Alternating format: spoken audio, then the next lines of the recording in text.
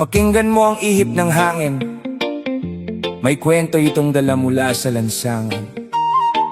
Habang ang masa, kayod hanggang buto, may mga buhayang nakaupo, busog na busog sa trono.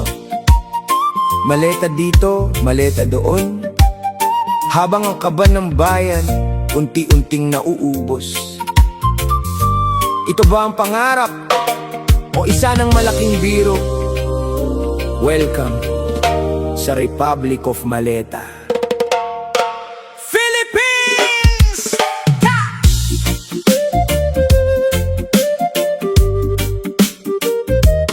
Philippines! Hey! Hey! Gising na naman, sikat na naman ang araw, pero parehas pa rin ang sakit na sumasabay. Trabaho maghapon pero kulang pa rin ang kita, habang may nakaupo na parang walang problema. Mga pangako naging usok sa hangin, boses ng masa parang ayaw pakinggan din.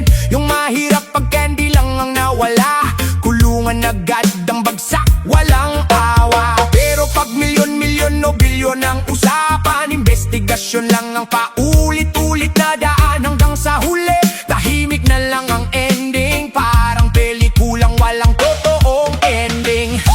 Republic of Maleta, oh, saan na napunta ang pangarap nating lahat?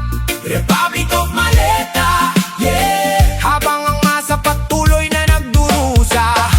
Republic of Maleta, oh, ilan pang taon bago magbago ang takbo? Republic of Maleta, yeah, hanggang kailan ganito? Sa barangay, sa syudad, hanggang kabundukan, parehong reklamo ng karaniwang mamamayan. Mahal ang bilihin, hirap ang kabuhayan, pero may ilan na tila walang pakialam. Yung inaasahan ng bayan na papawi, kapag may kumakalansing na salapi, kahit sigaw ng tao ay di marinig, kapag bulsa na nila ang gustong marinig. Buhaya sa ilog, buhaya sa opisina, magkaiba man daw pero parehong sistema. Habang kabataan naghahanap ng pag-asa, sistema mismo minsan ang humahadlang pa. Republic of Maleta, oh, saan na napunta ang pangarap nating lahat? Republic of Maleta, yeah, habang ang masa patuloy na nagdurusa.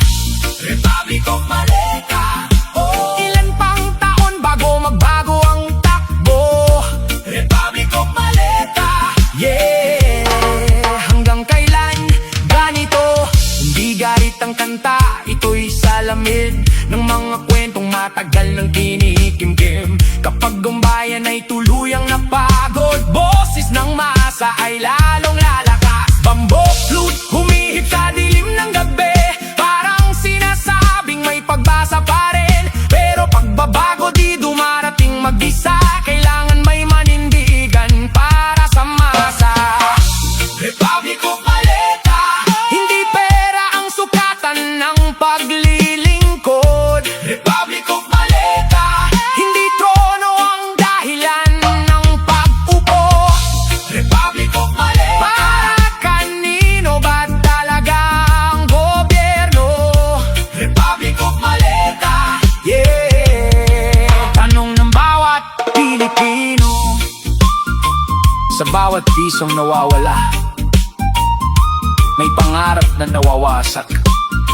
Sa bawat pangakong napapako, may tiwalang unti-unting namamatay. Kung serbisyo ay naging negosyo, kung posisyon ay naging puhunan, baka panahon ng tanungin, kanino ba talaga ang bayan? Hanggang dito muna.